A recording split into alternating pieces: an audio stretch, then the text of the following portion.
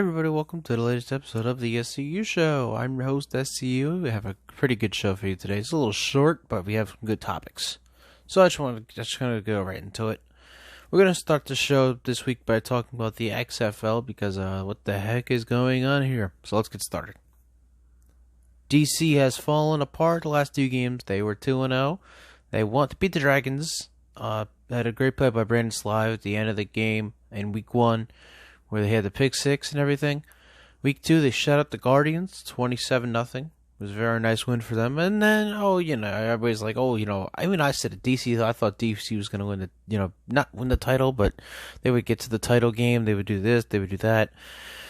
And then week 3 came along, they go to LA, and they absolutely just crapped the bed. They lose 39-9. Josh Johnson and Trey McBride hook up for 3 touchdowns, and I'm like, oh my goodness, what was that? Because, Cardale Jones, that came into that game, he was 13-0, so starting quarterback at Ohio State in the NFL. He had played a few games, and he just won his first 2 games in the XFL with the Defenders. And then all of a sudden, he gets benched in this game, and he has like less than 100 yards, if I'm not mistaken. And it was like, what's going on here with Cardale Jones? And you're thinking to yourself, okay, he's going to come back next week. He's going to do better. Wow, don't think about that at all because he did not do better at all. He went into Tampa against the winless Vipers. The team a lot of people think are the worst team in the league as of right now and still ongoing. And threw for under 100 yards and 2 picks. And was once again, for the second time in second week in a row, he was benched. Not only was he benched, the Defenders were absolutely shut out by the then winless Vipers, 25-0. So really, since week 2, the DC Defenders have absolutely crapped the bed. They've been outscored 64-9 in the last 2 games, and like I said, they were shut out last week against winless Tampa. Which, by the way, there's no discrediting to Tampa has done thus far this season. They are a very good team. They're a very talented team. I mean, look what they did against the Houston Roughnecks. They almost tied the game. They had the turnover that cost them the game, but I mean they're playing very good football. Against the Dragons, they had the touchdowns taken away by offensive pass interference, which cost them the game as well. So really, Tampa's not a bad team, but the fact that they're winless and the DC was this great team that came in as a great team, and they just crapped the bed against the 25-0 loss. I mean, really, what is going on with the Defenders? I'm sure you're asking yourself the same thing as I am. Well, ladies and gentlemen, I have the answer right here. It's the offense. The offense is obviously the problem in DC. It has nothing to do with the defense because the defense has gone up against a bunch of tough challenges. Week 3, they went up against Josh Johnson and Trey McBride, which has now, I believe they hooked up for 4 touchdowns the last 2 games. They hooked up for 1 last week. I think they lost against the Guardians. And then they had 3 against the Defenders week 3. Which, by the way, I'm not going into the whole thing about how I blew it with LA. And then last week, of course, like I said, Tampa, that's a team they're not bad. They're not a bad team.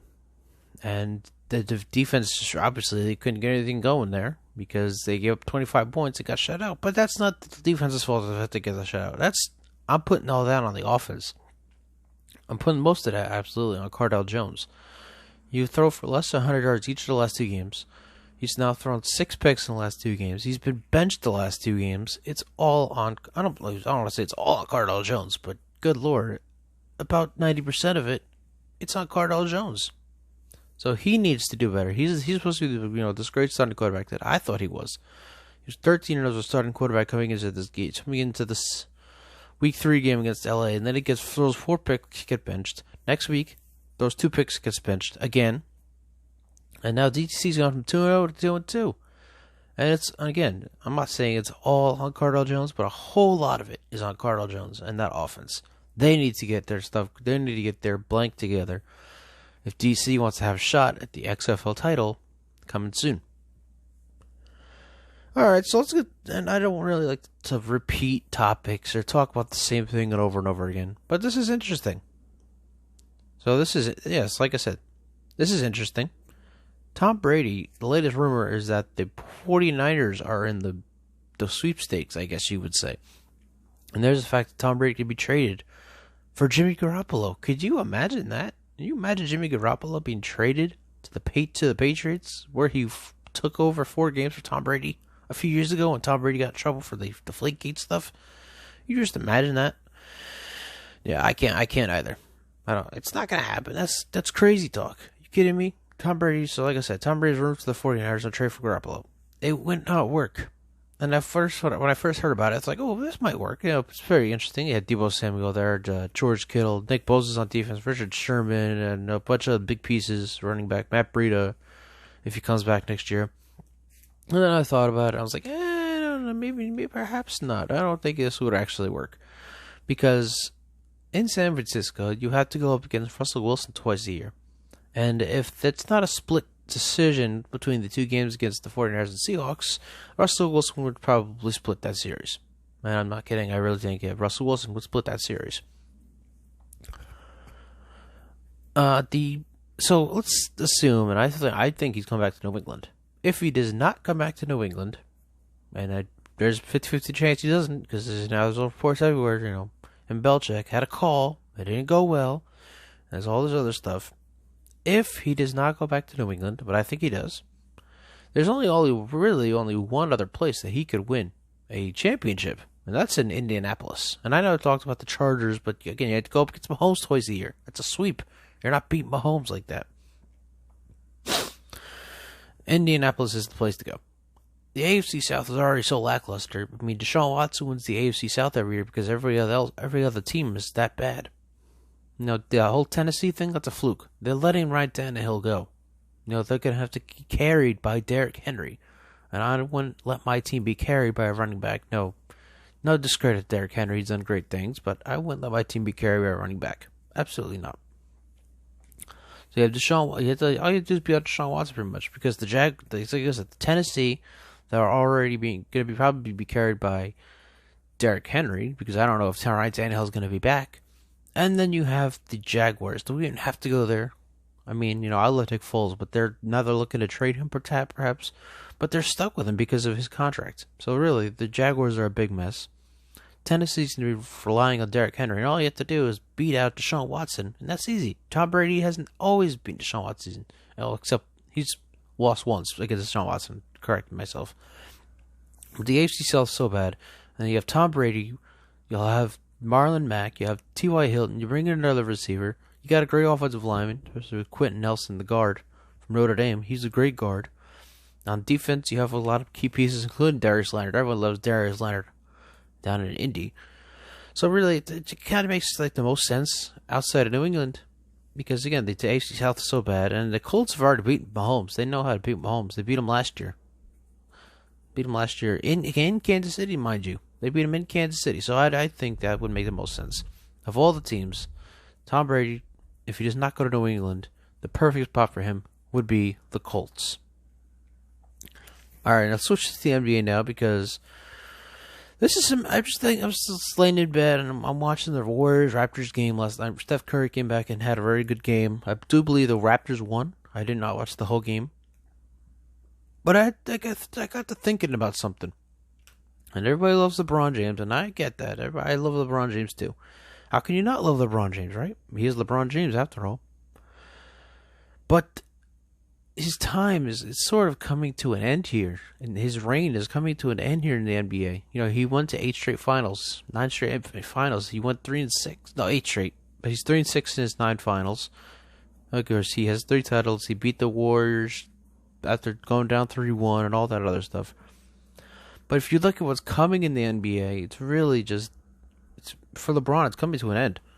Golden State, and I swear I brought this up last week, Golden State's going to be really good again next year, because Steph's back, Draymond will be back, Clay will be back, and there's the big thing where I'm really buying into it, that Giannis is going to be coming to Golden State as well, or at least somewhere on the West Coast, which I presume will be the Warriors, and I would love to see that. I'm really buying into that. AD might be leaving. He declined he declined some sort of contract with the Lakers earlier this year, and I talked about how he's probably going to leave it for agency. I talked about it earlier on another show. So imagine that, LeBron doesn't have AD anymore. He's by himself. I'll get to that in a moment. And then you have Kawhi Leonard, which, by the way, could join 2 other guys. I don't have names He could join two other guys winning a third title with the third team. LeBron could do the same, but I do have the Clippers winning the NBA Finals. And by the way, last night, after beating the Rockets, they kind of proved that. But anyway, so Kawhi Leonard about to win the third title with the third team. And him and Paul George, they're going to be together for a few years. It's not like AD and LeBron where AD could leave next year in free agency, next summer. Not like that. And then obviously you have the East. Boston's a great team. The Nets are about to get better. The Raptors will be better. They'll continue to do well. So really, unless the Lakers do something in free agency, make some big splashes in free agency this summer, it's going to be very tough for LeBron moving forward. And I feel like he's just going to get burnt out really, really soon. I hope not, because obviously everybody loves LeBron. Everyone wants to see. I want to see LeBron win another title. I just don't know if it's going to happen. And now with how things are falling into place in the NBA, I think his time is coming to an end sooner than we might hope. All right, like I said, short show this week. It was tough. It's tough, it's tough pulling out topics for a one-man show, especially during the NFL offseason. But we do have a lot of things. The way I play my shows, I have things in a timely manner. So next week we're going to have a big show we're going to do free agency matchmaker and a whole bunch of other stuff. But this week, short show.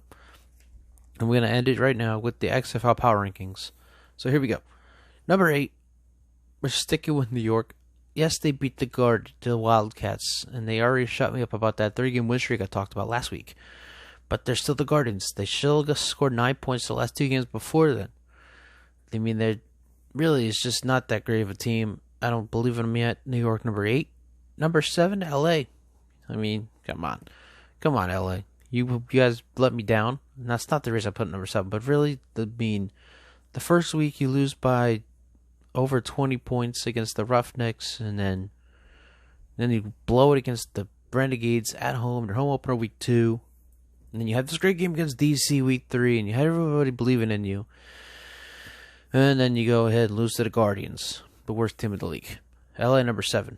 Number 6, we're going with Seattle. Seattle played a good game against St. Louis this past week, but they're still not good enough to win games. They only won once against what was a bad Tampa team at the time. Seattle, number 6. Number 5, we're going DC because, God Lord, what the hell has happened with the the Defenders? And I already talked about that. It's a lot of it's on Cardell Jones being benched the last 2 weeks, under 100 passing yards, 6 picks the last 2 games. It's a mess in DC, number 5. Number 4, we're going Tampa. I like what Tampa's doing. They're 1-3, but they could easily be 3-1 because they've had those chances to win games. They just couldn't get it done at the end. Tampa, number 4. Number 3 is Dallas. Landry Jones is out, and I said, Bob Stoops kind of needs a team around him to win like he did at Oklahoma for that long time he was there, whatever it was. I don't know who the backup is for Dallas, but I think that they're about to make a really nice run here, at least the next 2 weeks. They'll at least beat the Guardians this week, I think. I think they'll be very good. They'll be at 3-2, and they'll be number 3 this week on my power rankings list. Number 2, St. Louis. I mean, come on, look what they're doing. They're a very talented team. Jordan Tom was a great quarterback. I think he might get an NFL contract. I don't actually know if he will, but I think he should. Especially if they win the title, I think he deserves one. But I don't think they win the title. I think number 1 team in my rankings wins the title, and that's Houston, the Roughnecks. They're 4-0. I don't know who they play this week, but I'm pretty sure they'll win. And then we'll talk about them more next week, because next week it will be the midway point of the year. But it's going to be very exciting. I think that P.J. Walker is definitely going to get a NFL contract. He'll be back up in the NFL because not a lot of teams need a starting quarterback. Or there are teams like Chicago who won't start a new quarterback, and they'll just, we got this guy, we got that guy, it don't matter. But P.J. Walker, Cam Phillips will get a starting job in the NFL this year. I can't wait to see. That'll be fun to see. Just want to go back. Just want to sidetrack up. Go back here. Tom Brady rumored to San Francisco trade for Garoppolo. It would not work because again, San Francisco, you have to go against Russell Wilson twice a year, and a lot of people still buy the Rams. I don't know why, but okay, let's say the Rams are good again. You have to go against them twice a year, and then you'll have to play the Cardinals, who I think are getting better. So I think the best shot for Tom Brady, if not New England, is Indy. The AFC South is so bad, all you have to do is beat out Deshaun Watson, which Brady has done all but one time in his career. And that's it. That's all you have to do, really. And then you'll win the AFC South. You'll be on your way to be playing against Patrick Mahomes. I don't know if they'll beat Mahomes, but they've already, like I said, the Colts have already beat Mahomes. They could probably do it again in the postseason if they brought Tom Brady in.